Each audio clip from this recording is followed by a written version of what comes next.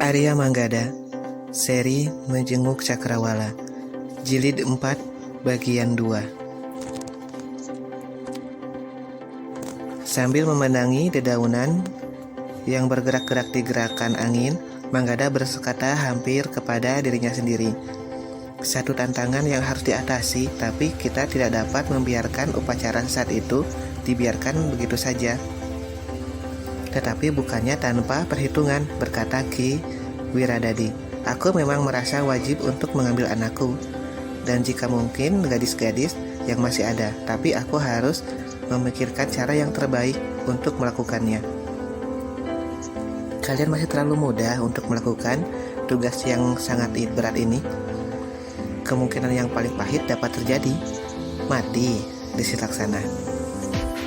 Kalian masih terlalu muda untuk mati. Masih panjang kemungkinan yang dapat terjadi atas kalian. Karena itu aku harus memikirkannya, apakah sudah sepantasnya aku membawa kalian menempuh bahaya yang demikian besarnya. Pada langkah pertama ini, aku telah menyesal bahwa kalian terlibat ke dalamnya.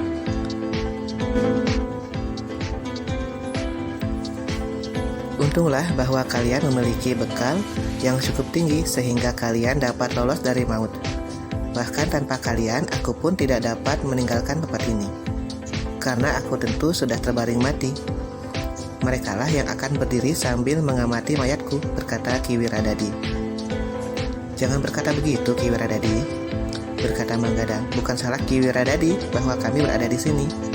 Kami sudah menyatakan kesediaan kami untuk membantu Ki Wiradadi menyelamatkan anak gadis Ki Wiradadi.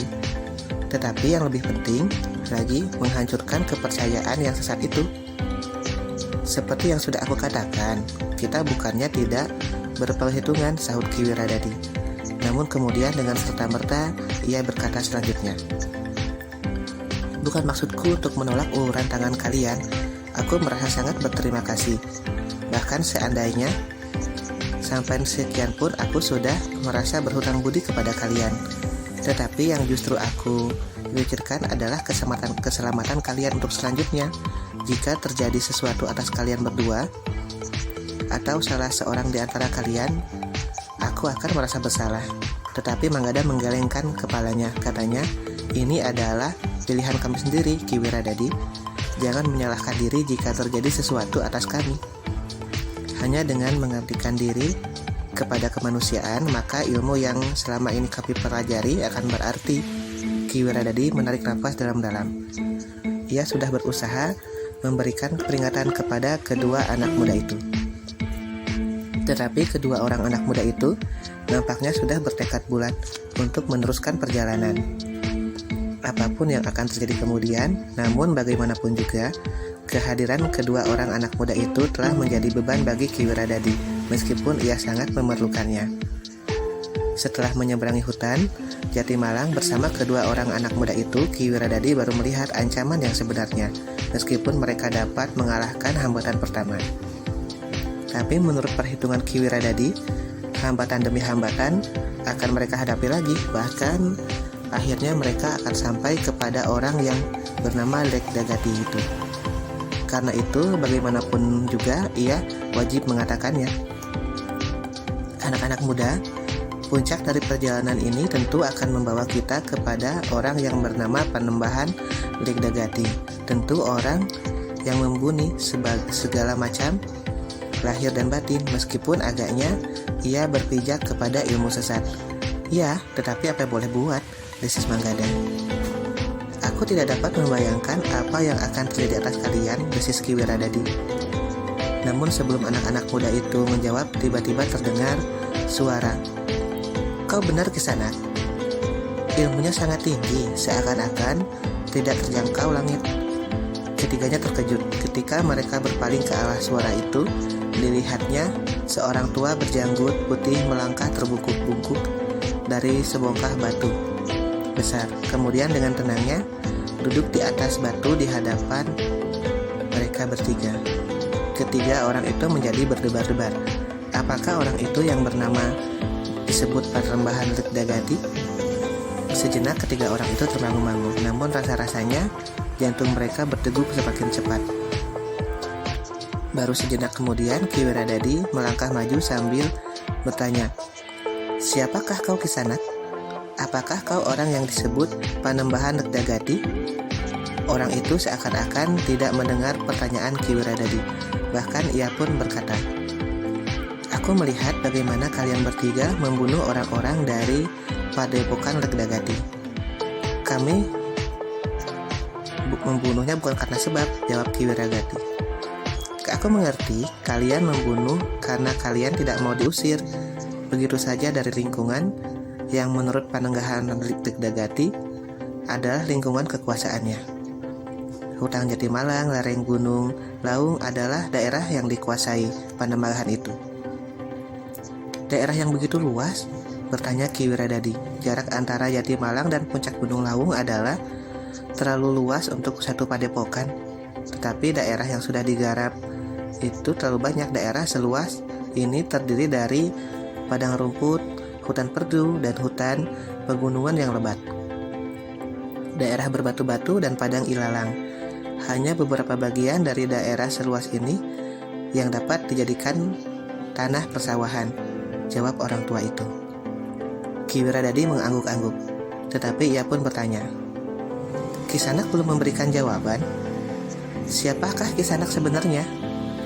Orang tua itu menarik napas dalam-dalam, tetapi ia kemudian berkata, "Kalian, apalagi anak-anak muda itu, telah memasuki daerah yang sangat berbahaya.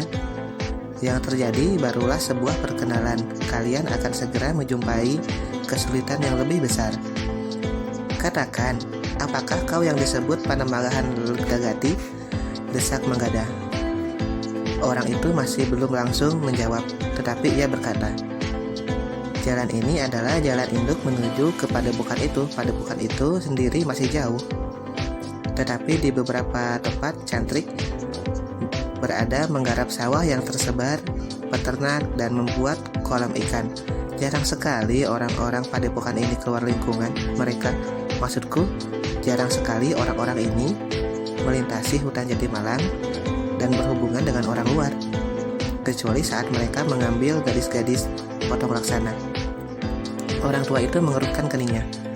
Sementara Laksana berkata selanjutnya, "Ki Wiradadi telah kehilangan anak gadisnya. Ia datang kemari bersama kami berdua untuk mengambil anak gadisnya itu kembali. Menurut pendengaran kami, gadis-gadis itu akan dikorbankan di saat bulan purnama penuh.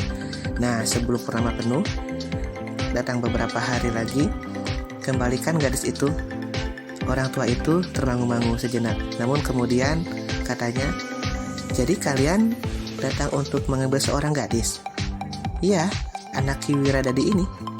Sebagai seorang ayah, maka ia akan menempuh bahaya yang bagaimanapun juga besarnya. Sedangkan kami yang mengetahui persoalannya tidak dapat tinggal diam. Kami berdua sudah bertekad untuk membantunya." Tetapi orang tua itu menggelengkan kepalanya.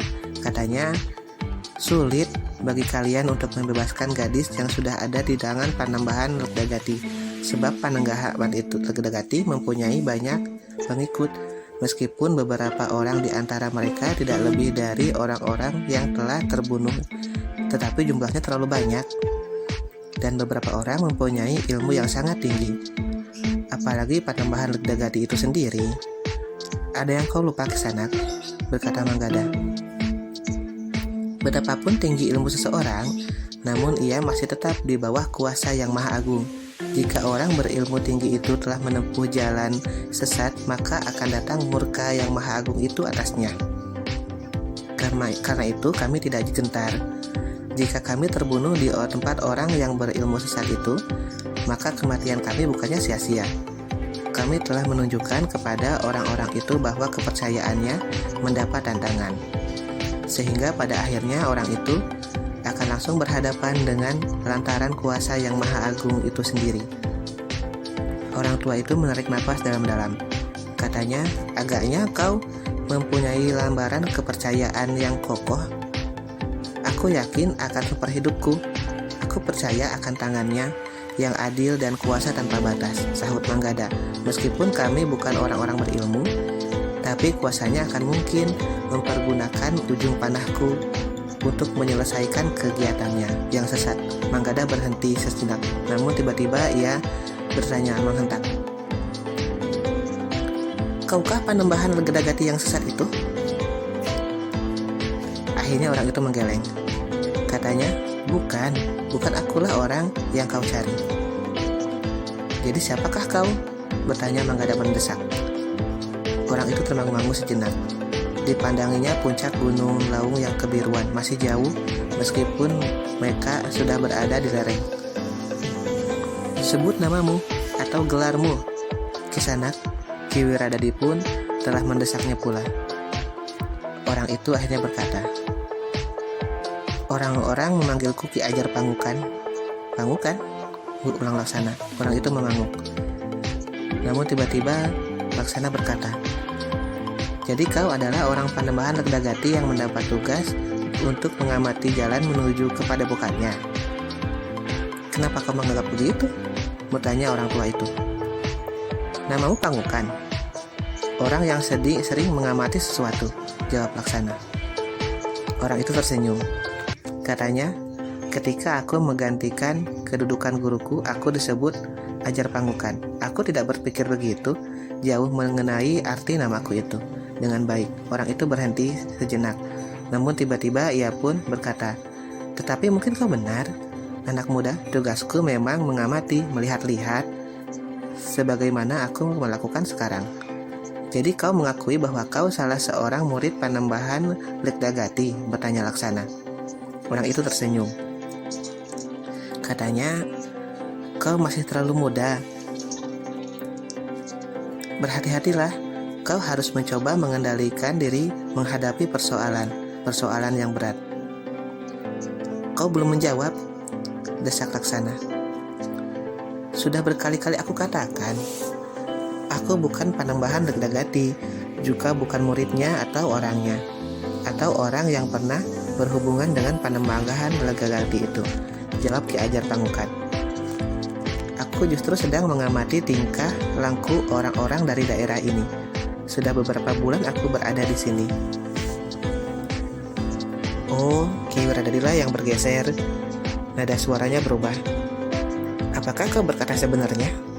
"Iya, aku berkata sebenarnya," jawab orang itu. "Jika aku pengikut Panembahan Legedagati, atau bahkan Legedagati itu sendiri, maka aku tentu akan serta-merta membunuh kalian." Ki Wiradadi mengangguk-angguk. Namun tiba-tiba saja Laksana yang tersinggung berkata, "Kau kira kami adalah kelinci-kelinci yang tidak berarti apa-apa? Kau lihat, kami telah membunuh orang-orang Panembahan Legedagati." "Sudahlah anak muda," berkata orang itu. "Kita jangan terlalu lama di sini. Kita tidak boleh ketahuan orang-orang Panembahan Legedagati. Setelah beberapa bulan aku di sini, aku menjadi semakin mengetahui lingkungan ini, termasuk Panembahan Legedagati itu sendiri. Namun aku tidak boleh diketahui oleh mereka. Jika demikian, usahaku akan sia-sia. Jadi apa yang sebaiknya kita lakukan?" bertanya Ki Wiradadi. "Ikuti aku setelah kalian mengubur orang-orang yang terbunuh itu," berkata Ki Ajar Pangukan. "Kau ingin menjebak kami?" berkata Laksana. Ki Ajar itu tertawa. "Kau terlalu curiga anak muda. Tetapi baiklah, aku mengerti. Karena itu biarlah aku tunjukkan kepadamu bahwa aku tidak akan mencelakakanmu. Jika aku ingin melakukannya, aku dapat melakukannya dengan mudah." Laksana termangu-mangu. Namun kemudian ia pun melihat orang tua itu bangkit berdiri. Dan seperti terbang, ia meloncat mundur ke atas sebuah batu yang besar. "Perhatikanlah, aku akan membantu kalian mengubur orang-orang yang telah kau bunuh itu," berkata orang tua itu, yang menyebutnya Ki Ajar Pangukan itu. Ketiga orang itu pun termangu-mangu. Namun mereka memang bergeser surut ketika mereka melihat orang tua yang berdiri di atas batu itu bersikap. Beberapa saat kemudian, orang tua itu pun menggerakkan tangannya dengan satu hentakan. Dari telapak tangannya terlontar kekuatan yang sangat besar. Tanah beberapa langkah di depannya tiba-tiba saja bagaikan meledak. Demikian terjadi setiap orang itu menggerakkan tangannya sampai 5 kali. Baru kemudian orang itu berhenti. Sejelah di hadapannya berjajar 5 buah lubang cukup lebar dan dalam. Nah, berkata orang itu, kau dapat menguburkan kelima sosok mayat itu tanpa mengalami kesulitan menggali lubang. Cepat lakukan sebelum orang-orang dari padepokan Legdagati melihat kita. Ki Wiradadi dan kedua orang anak muda itu bagaikan dicekam oleh pesona yang tidak disadari. Mereka pun dengan cepat telah mengangkat sosok-sosok mayat yang berserakan dan memasukkannya ke dalam lubang. Tetapi kalianlah yang harus menyembunyinya, berkata orang tua itu. Aku sudah menggalinya. Keringat membasahi seluruh tubuh mereka. Sementara itu Laksana bukan saja menitikkan keringat, tetapi menyicikkan darah pula. Namun orang tua itu kemudian berkata, nanti aku akan mengobati lukamu. Tetapi di manakah Lemas Kisana? Bertanya Ki Wiradadi. Mari ikut sajalah, kau akan tahu, berkata orang itu. Ketiga orang itu tidak membantah lagi. Mereka menyadari seandainya orang itu ingin membunuh mereka bertiga, maka orang yang menyebut dirinya Ki Ajar Pangukan itu memang tidak akan banyak menemui kesulitan. Beberapa saat kemudian mereka telah meninggalkan jalur jalan yang menuju ke padepokan yang dihuni orang-orang yang berilmu sesat itu. Mereka meneliti jalan-jalan sesat, jalan-jalan setapak. Bahkan kadang-kadang mereka berloncatan di antara batu-batu padas, menyusup batang-batang perdu dan melingkari lereng-lereng rendah. Ketika mereka sampai ke sebuah sungai, mereka mengikuti arusnya beberapa ratus tonggak. Baru kemudian mereka menyeberang dan naik di lereng sebelah. Kita kemana? Bertanya Manggada. Aku mempersilahkan kalian singgah di padepokanku, berkata orang itu. Padepokanmu juga di kaki gunung? Bertanya Laksana. Iya, tetapi letaknya memang agak jauh, jawab orang itu. Lalu orang itu bertanya kepada Laksana, nampaknya kau sudah terlalu letih. Aku mengerti, luka-lukamu masih saja berdarah. Tidak, jawab Laksana. Tetapi lukaku ini memang berdarah lagi. Kita dapat beristirahat sebentar. Kita sudah berada di tempat yang agak jauh dari daerah pengawasan Panembahan Legdagati, berkata Ki Ajar Pangukan itu. Aku tidak ingin beristirahat, berkata Laksana. Aku hanya ingin memampatkan darahku saja, jawab Ki Ajar. Baiklah, akhirnya Ki Wiradadi yang menehut. Agaknya lukamu memang perlu diobati lagi. Bukankah aku masih mempunyai obat yang cukup, berkata Laksana. Karena itu, sebaiknya obat itu dipergunakan, sahut Ki Ajar. Laksana tidak membantah lagi. Mereka kemudian beristirahat di bawah rimbunnya sebatang pohon. Sementara itu di hadapan mereka terbentang lereng pegunungan yang tidak pernah digarap tangan, padang perdu yang liar, beberapa buah batu besar yang berserakan. Namun agak jauh di hadapan mereka terdapat hutan pegunungan yang hijau. Tanah ini belum sempat disentuh, berkata Ki Ajar Pangukan. Dengan daerah di sekitar padepokan dan anak-anak padepokan Panembahan Legdagati. Di sana air sudah dimanfaatkan sebaik-baiknya, sehingga di beberapa bagian nampak sawah yang subur. Namun tiba-tiba Manggada teringat akan kepentingan mereka datang ke tempat itu. Karena itu ia berkata, Ki Ajar, kedatangan kami ke tempat ini bukannya sekedar bertamasya di lereng pegunungan. Kami telah bertekad untuk mengambil anak perempuan Ki Wiradadi yang diserahkan kepada orang-orang berilmu sesat itu. Aku mengerti, jawab Ki Ajar. Jadi bagaimana? Kau sengaja membelokkan arah perjalanan kami? Bertanya Laksana. Iya, aku memang sengaja membawa kalian keluar dari jalan kematian. Jika kalian aku biarkan menempuh perjalanan yang kalian rencanakan, maka sebelum kalian tahu apakah anak perempuan itu benar-benar ada di sini, kalian sudah akan mati lebih dahulu, berkata Ki Ajar. Tetapi bagaimana dengan anak itu? Berkata Ki Wiradadi. Kita memang harus berbuat sesuatu sebelum bulan purnama beberapa hari lagi, tetapi tidak dengan membunuh diri, berkata Ki Ajar Pangukan. Tapi dengan cara apa? Desak Laksana. Ki Ajar tertawa. Katanya, kau mengingatkanku kepada seorang pahlawan yang gugur beberapa bulan yang lalu di lereng gunung ini pula. Ia datang untuk mencari anaknya. Bahkan ia sendiri saja dengan membawa segerobak senjata seperti kalian. Pedang, busur, anak panah, pisau-pisau belati, dan tombak, bindi, trisula, nanggala, dan barangkali bajra. Orang itu berhenti sejenak. Tetapi semua itu tidak akan berarti apa-apa. Jumlah pengikut Panembahan Legdagati cukup banyak. Manggada dan Laksana serta Ki Wiradadi menundukkan kepalanya. Mereka melihat bagaimana orang tua itu mengangkat tangannya dan kemudian melontarkan ilmunya, membuat 5 buah lubang yang cukup untuk mengubur 5 sosok mayat. Dengan demikian mereka dapat membayangkan betapa besarnya kemampuan ilmu orang itu dibandingkan dengan mereka bertiga, dibandingkan dengan anak panah dan busur mereka, dibandingkan dengan pedang dan pisau-pisau kecil mereka. Karena ketiga orang itu tidak menyahut, Ki Ajar pun berkata, "Lihat lagi luka itu, obati jika perlu." Manggadalah yang kemudian melihat lagi luka saudaranya. Ia memang merasa perlu untuk menaburkan lagi obat pada luka Laksana. Dalam pada itu Ki Ajar berkata lagi, "Padepokanku tidak berisi apa-apa, berbeda dengan padepokan Ki Legdagati yang dihuni oleh banyak pengikutnya. Aku tinggal di padepokanku sendiri." "Sendiri?" bertanya Ki Wiradadi.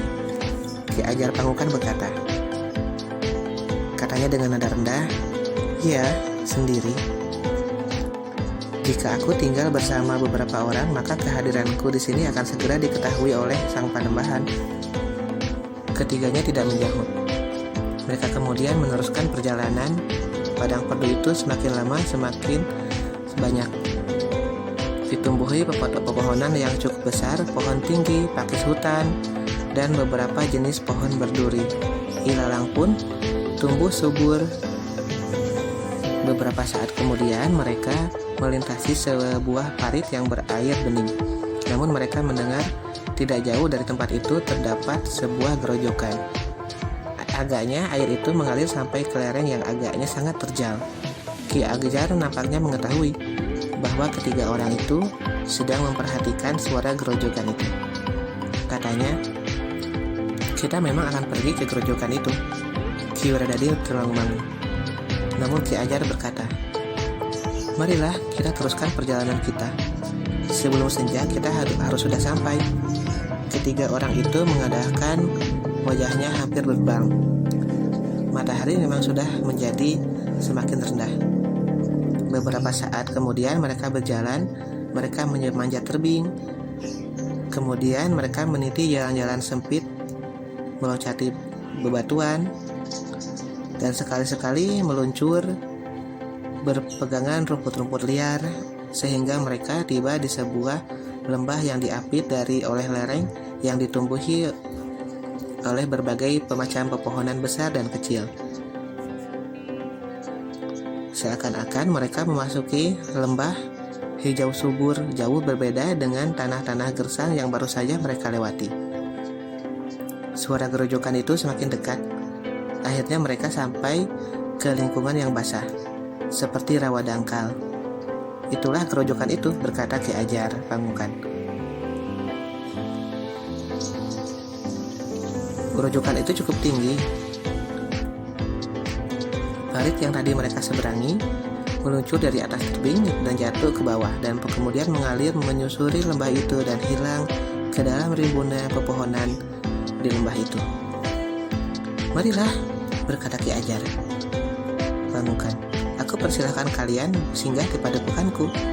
Ketiga orang itu mengerutkan keningnya, namun sambil tertawa Ki Ajar berkata, "Padepokan menurut pengertianku memang agak lain dari padepokan menurut orang lain." Keempat orang itu kemudian memanjat kembali lereng lembah itu, kemudian berbelok di belakang pepohonan. Ternyata terdapat sebuah dataran yang tidak terlalu luas. Di atas dataran yang nampaknya sengaja dibuat itu terdapat sebuah rumah kecil beratap ilalang.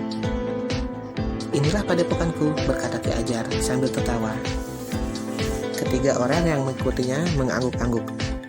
Hampir di luar sadarnya, Ki Wiradadi bertanya, "Ki Ajar tinggal seorang diri di sini?" "Iya, seorang sendiri," jawab Ki Ajar. Namun kemudian katanya, "Tetapi aku dikawani oleh seorang pembantuku, seorang yang bertubuh cacat, agak bongkok dengan kaki yang sedikit pimpang. Ia adalah orang yang setia dan baik. Setiap pagi ia mengambil air dari grojokan itu dan kemudian menyediakan minuman dan makananku, mencari kayu bakar dan menyapu halaman." Ketiga orang itu mengangguk-angguk. Namun sementara itu, Ki Ajar pun telah mempersilahkan ketiga tamunya memasuki halaman yang memang nampak bersih itu. "Duduklah." Ki Ajar telah membawa tamunya duduk di serambi di sebuah amben yang bambu yang panjang. Sementara Ki Ajar sendiri langsung masuk ke dalam rumahnya. Untuk beberapa saat lamanya, ketiga orang itu duduk sambil mengamati keadaan di sekelilingnya. Suara gerojokan masih terdengar, hanya kadang angin berubah arah sehingga suaranya menjadi lemah. Tetapi sering terdengar gerojokan itu menjadi begitu dekat. Halaman rumah Ki Ajar nampak bersih meskipun tanpa tanaman hias. Agak jauh dari rumah terdapat kebun pisang yang agak luas. Di belakang kebun itu terdapat rumpun bambu lebat.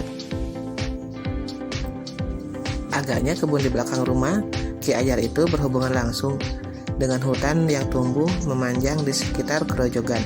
Hutan yang tidak terlalu luas namun agaknya cukup lebat. Bahkan masih ada beberapa batang-batang pohon raksasa bertebaran. Ketiga orang itu tertarik pada beberapa jenis burung yang ada di sekitar rumah itu. Burung yang kicaunya seakan-akan mendekatkan ketiga orang itu pada alam. Suara angin, gerojokan, burung berkicau, dan suara kera lengkap suasana tenang padepokan itu. Namun ketiganya terkejut ketika tiba-tiba saja sepasang harimau memasuki halaman itu. Keduanya berjalan begitu tenang, seakan-akan mereka sudah terbiasa berada di tempat itu. Namun sepasang harimau itu terkejut ketika melihat tiga orang berada di serambi rumah itu. Dengan cepat, ketiga orang itu meraih busurnya dan memasang anak panah. Tetapi sesaat kemudian terdengar suara Ki Ajar. Keduanya adalah harimau yang jinak. Keduanya tidak pernah mengganggu aku, karena itu aku tidak mengganggu mereka. Si bongkok telah memelihara harimau itu sejak masih muda. Ketiga orang itu menarik nafas dalam-dalam. Ki Ajar yang keluar dari dalam rumahnya langsung turun ke halaman. Kedua ekor harimau itu memandanginya. Mereka menundukkan kepala ketika Ki Ajar membelai tengkuk keduanya. "Pergi saja ke kebun. Kau mengejutkan tamu-tamuku," berkata Ki Ajar. Tetapi Manggada berkata, "Jika kedua harimau itu tidak berbahaya, biar saja keduanya berada di halaman, Ki Ajar." Ki Ajar tersenyum. Ditepuknya harimau itu seakan-akan mengetahui maksud orang tua itu. Keduanya pun kemudian berjalan perlahan-lahan keluar halaman dan hilang di dalam semak-semak. Ketika Ki Ajar duduk bersama mereka, ia berkata, "Maaf, aku sedang menghidupkan api di perapian. Aku sedang merebus air." Si bongkok nampaknya baru keluar. "Ki Ajar tidak usah terlalu repot," berkata Ki Wiradadi. "Aku mempersilahkan kalian singgah, karena itu aku harus menyediakan suguhan bagi kalian, meskipun hanya air," jawab Ki Ajar yang kemudian berdiri dan kemudian masuk ke dalam rumahnya untuk melihat apakah api di perapian tidak padam. Ketika Ki Ajar duduk kembali di serambi, ia berkata, "Tempat ini cukup tersembunyi. Panembahan Rekdagati tidak akan mengetahui kehadiran orang lain di sebelah hutan Jatimalang. Di lereng gunung ini, dari tempat ini, aku sudah cukup lama mengamati apa yang dilakukan sang Panembahan." "Apakah Ki Ajar sudah mendapatkan kesimpulan?" bertanya Ki Wiradadi. "Belum kesimpulan akhir," berkata Ki Ajar. "Tetapi yang terang, Panembahan Rekdagati menganut aliran kepercayaan sesat. Bahkan kadang-kadang tidak dapat disebut orang yang waras. Ia memang mengorbankan gadis-gadis untuk menemukan inti kekuatan bumi. Nampaknya Rekdagati percaya bahwa dengan lakunya yang sesat itu ia akan menemukan kekuatan untuk menjadi orang yang tak terkalahkan. Bukan hanya kemampuan ilmunya, tetapi juga pusakanya. Panembahan itu memiliki sebilah keris besar yang pada tiap bulan purnama harus dicuci dengan darah. Seorang gadis dengan demikian, kepercayaannya yang sesat itu telah membuatnya setiap kali mengorbankan nyawa gadis-gadis yang diambilnya dari balik hutan Jatimalang. Dan Ki Ajar tidak berusaha mencegahnya, berkata Laksana.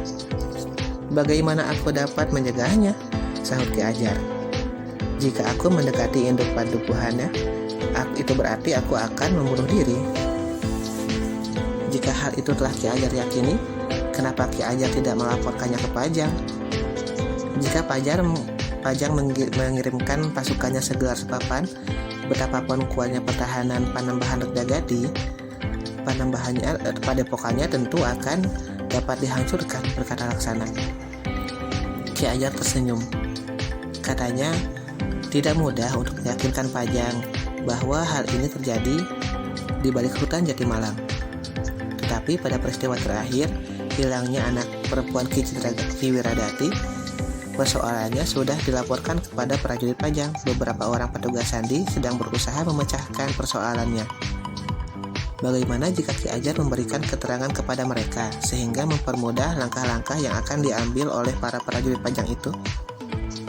Soalnya tidak begitu sederhana, anak muda, berkata Ki Ajar. Jika prajurit itu datang dan tidak menemukan bukti apapun, bagaimana mereka dapat mengambil tindakan? Jika sebasukan prajurit datang, maka yang akan mereka temui adalah padukuhan-padukuhan sebagaimana padukuhan kebanyakan. Mereka tidak akan menemukan sebuah padepokan dengan sanggar khusus untuk menyerahkan persembahan bagi ilmu sesat mereka. Tidak akan ada alas persembahan di mana gadis-gadis itu akan dibaringkan kemudian ditusuk dengan keris itu tepat pada jantungnya. Para prajurit itu tidak akan menemukan apa-apa. Tetapi sikap permusuhan seperti yang dilakukan oleh kelima orang itu akan dapat dipergunakan sebagai alasan penyelidikan selanjutnya di lingkungan ini, berkata Laksana pula. Ki Ajar itu tersenyum. Jika yang datang pasukan Pajang, mereka tidak akan menjumpai orang-orang seperti itu. Jadi, desak Laksana, yang dijumpai oleh para prajurit itu adalah para petani yang bekerja tekun di sawah mereka, masing-masing mencangkul dan menyengai tanaman, memperbaiki tanggul dan pematang, dan pekerjaan-pekerjaan lainnya. Para prajurit Pajang tidak akan bertemu dengan orang yang bernama Panembahan Legdagati, meskipun orang yang disebut Panembahan itu telah berbincang-bincang dengan para prajurit sebagai seorang petani yang menunggu air di tepi parit. Licik sekali, geram Laksana. Licik dan memang mengerikan, berkata Ki Ajar. Lalu katanya, bagi kalian anak-anak muda, apa yang terjadi di balik hutan Jatimalang itu akan dapat memperluas cakrawala penglihatan kalian atas isi dunia ini. Hal yang tidak pernah kalian bayangkan telah terjadi di balik cakrawala penglihatan kalian. Laksana mengangguk-angguk. Namun yang kemudian berbicara adalah Ki Wiradati. Jangankan anak-anak muda itu, yang aku ketahui agaknya masih sempit. Rasa-rasanya kedatangan kami kemari bagaikan sedang menjenguk peristiwa yang terjadi di balik cakrawala penglihatan kami yang sempit. Sudahlah, berkata Ki Ajar. Adalah kebetulan aku berada di sini, sehingga aku dapat menceritakan kemungkinan-kemungkinan itu. Bukan satu kebetulan, disis Manggada. Ki Ajar mengerutkan keningnya. Anak muda yang seorang ini agaknya memang mampu berpikir lebih tenang dari yang lain. Namun demikian, Ki Ajar menjawab, agaknya memang gabungan antara kebetulan dan kesengajaan. Manggada tersenyum. Katanya, apapun yang Ki Ajar lakukan, namun Ki Ajar tentu akan mendekatkan kami kepada persoalan yang ingin kami pecahkan. Ki Ajar mengangguk-angguk. Sementara Ki Wiradati berkata, waktu kita tinggal sedikit. Jika saatnya purnama naik, maka akan ada lagi satu jiwa melayang. Mungkin yang akan mendapat giliran kali ini adalah anakku. Ki Ajar mengangguk-angguk. Katanya, perbuatan itu memang harus dihentikan. Menurut pendengaranku, keris itu memerlukan 100 nyawa untuk menjadikannya pusaka yang tidak ada duanya di dunia. Jika keris itu ditusukkan untuk ke 100 kalinya pada jantung seorang gadis, maka keris itu akan mempunyai tuah yang tidak ada bandingnya. Keris itu akan sanggup melawan semua pusaka yang ada di tanah ini, termasuk Kanjeng Kiai Goret. Terasa bulu tengkuk mereka meremang mendengarkan penjelasan itu. 100 orang gadis, benar-benar kepercayaan yang bukan saja sesat tetapi gila. Dalam pada itu Ki Ajar berkata, dengan demikian kita tidak boleh tergesa-gesa. Jika selama ini aku sendiri, maka sekarang aku mendapat 3 orang kawan. Itu merupakan satu dukungan yang sangat besar. Sehingga pada saatnya aku tidak akan bekerja sendiri. Tetapi di hadapan Ki Ajar ternyata kami terlampau kecil untuk dapat ikut membantu. Apa yang dapat kami lakukan di daerah ini jika Ki Ajar saja merasa banyak mengalami kesulitan, berkata Manggada. Ki Ajar tertawa. Katanya, kau terlalu melemahkan diri, tetapi kita masih mempunyai kesempatan beberapa hari. Kita dapat membuat perhitungan yang paling baik untuk bertindak. Namun Ki Wiradadi nampaknya menjadi sangat gelisah. Bagaimanapun juga, anak perempuannya lah yang berada di tangan orang-orang yang berkepercayaan saat itu. Ia tidak dapat berpikir begitu tenang seperti Ki Ajar. Tetapi Ki Wiradadi tidak dapat berbuat lebih banyak. Nampaknya medan yang dihadapinya benar-benar sangat berat. Ia tidak akan dapat berbuat dengan tergesa-gesa. Tetapi Ki Wiradadi juga tidak mau berdiam diri hingga ada berita bahwa anaknya telah menjadi korban dari ilmu sesat itu. Selagi mereka berbincang-bincang di serambi, mereka melihat pembantu Ki Ajar, seorang bongkok dan pimpang memasuki halaman. 2 ekor harimau mengikutinya. Orang bongkok itu berhenti di pintu pagar dan mengusir kedua ekor harimau itu. Nampaknya kedua ekor harimau itu agak malas pergi, sehingga orang bongkok itu harus melemparinya dengan batu. Kedua ekor harimau itu sangat manja kepadanya, berkata Ki Ajar. Apakah orang itu pawang harimau yang dapat menguasai semua harimau, atau hanya kedua ekor harimau itu? Bertanya Laksana. Hanya kedua ekor harimau itu. Kedua ekor harimau itu bersahabat dengan orang itu sejak bayi. Sejak kedua ekor harimau itu ditinggalkan induknya, berkata Ki Ajar. Ketiga orang tamu Ki Ajar itu mengangguk-angguk. Ki Wiradadi kemudian bertanya, siapakah nama pembantu Ki Ajar? Aku memanggilnya si Bongkok. Begitu saja, jawab Ki Ajar. Tetapi jika kami menyebutnya demikian, tentu kami telah berbuat tidak sopan. Bagaimanapun juga ia tentu mempunyai nama atau sebutan, berkata Ki Wiradadi. Ki Ajar tidak segera menjawab. Dipanggilnya orang bongkok itu. Bongkok, kemarilah. Orang bongkok itu termangu-mangu. Namun kemudian ia pun ke serambi. Aku mempunyai 3 orang tamu, berkata Ki Ajar. Orang bongkok itu memandangi ketiga orang itu dengan curiga. Ketika matanya singgah pada busur dan anak panah, ia bersisis. Kalian pemburu-pemburu yang tidak berjantung. Bongkok, potong Ki Ajar. Mereka adalah tamu-tamuku. Aku melihat busur dan anak panah ada pada mereka. Mereka tentu pemburu-pemburu yang membunuh binatang-binatang tanpa perhitungan. Mereka adalah pemburu-pemburu yang asal saja dapat banyak kulit jenis binatang yang dapat dijualnya dengan harga mahal, geram orang bongkok itu. Diamlah, berkata Ki Ajar. Bertanyalah kepadaku, siapakah mereka? Orang bongkok itu termangu-mangu. Namun kemudian Ki Ajar membentak, cepat, bertanyalah kepadaku, siapakah mereka? Ki Bongkok itu pun kemudian bertanya. Ki Ajar itu kemudian menjawab, mereka adalah tamu-tamuku. Akulah yang mempersilahkan mereka singgah di gubuk kita itu. Karena itu kau harus bersikap baik kepada mereka. Di mana Ki Ajar bertemu dengan mereka? Bertanya orang bongkok itu. Di jalan yang menuju ke Padepokan Legdagati, jawab Ki Ajar. Nah, bukankah mereka pemburu? yang telah memasuki hutan Jatimalang yang barangkali tersesat sehingga tidak dapat keluar lagi ke arah yang benar, berkata orang bongkok itu. Kau jangan memperbodoh orang lain, mereka memang mengembara, mereka tidak begitu mudah tersesat, apalagi mereka dapat petunjuk dari kemiringan tanah dan arah puncak gunung itu. Jadi apa yang terjadi atas mereka? Apakah mereka ingin berburu di hutan pegunungan yang mempunyai beberapa jenis binatang yang berkaki belah yang tidak dimiliki oleh hutan Jatimalang? Bertanya orang bongkok itu. Kemarilah, suara Ki Ajar menjadi lunak. Perkenalkan dirimu. Selama ini aku memanggilmu dengan sebutan si bongkok saja, tetapi ketika aku sebut nama itu, ketiga tamuku menolak. Mereka merasa diri mereka tidak sopan dengan menyebutmu cacatmu itu. Karena itu duduklah dan sebut namamu.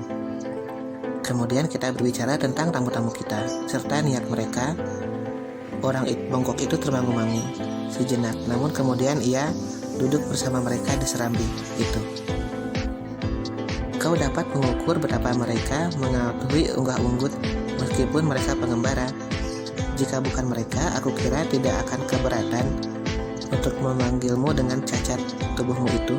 Karena itu, kau harus menempatkan dirimu, meskipun kau telah lama tinggal di hutan yang tempat terpencil seperti ini. Kau dahulu juga pernah mengenal unggah-unggut, berkata Ki Ajar. Orang bongkok itu mengangguk-angguk dalam-dalam. Katanya, aku minta maaf Kisanak, aku sudah terlalu lama tinggal di tempat ini, berkawan binatang sehingga aku banyak melupakan unggah-unggut. Tidak apa Kisanak, jawab Ki Wiradadi yang kemudian telah memperkenalkan namanya dan menyebut kedua anak muda yang bersamanya itu.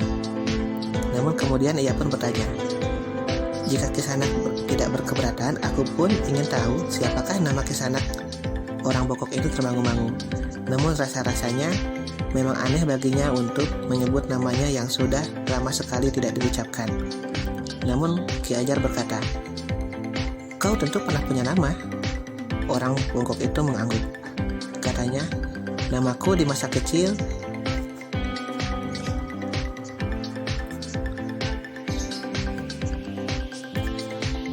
Pandi Kisanak. Karena aku ompong sejak kecil, aku disebut Pandi. Ompong. Bahkan bukan saja aku ompong, tapi cacat tubuhku ini juga terjadi pada aku bekerja turun ke dalam jurang ketika aku sekitar 12 tahun yang lalu. Kenapa? Bertanya Ki Wiradadi. Kenakalan anak-anak. Sudah berpuluh kali orang tuaku melarang aku mencari siwalan yang tumbuh di lereng jurang. Tapi aku dan beberapa orang kawan rasa-rasanya tidak pernah menghiraukannya, sehingga pada suatu hari aku telah terjatuh langsung masuk ke dalam jurang. Untunglah Yang Maha Agung masih membiarkan aku hidup meskipun cacat. Namun cacat di tubuhku itulah yang agaknya telah membuatku mengasingkan diri, jawab orang bongkok itu. Baiklah Ki Pandi, jawab kata Ki Wiradadi. Dengan demikian aku mempunyai sebutan untuk memanggilmu.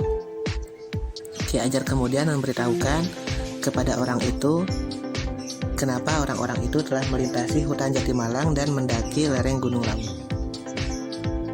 Si bongkok mengangguk-angguk. Katanya, untunglah kalian bertemu dengan Ki Ajar. Jika tidak, aku yakin kalian tidak akan dapat menolong gadis itu, dan bahkan kalian pun akan menjadi korban pula. Aku mengucapkan terima kasih sekali lagi, berkata Ki Wiradadi. Sudahlah, berkata Ki Ajar. Yang penting bagi kita bagaimana kita dapat menembus lingkungan Panembahan Legdagati itu. Ki Wiradadi hanya mengangguk-angguk. Sementara itu Ki Ajar minta Ki Pandi untuk menyelesaikan minuman. Aku sudah menjerang air, berkata Ki Ajar.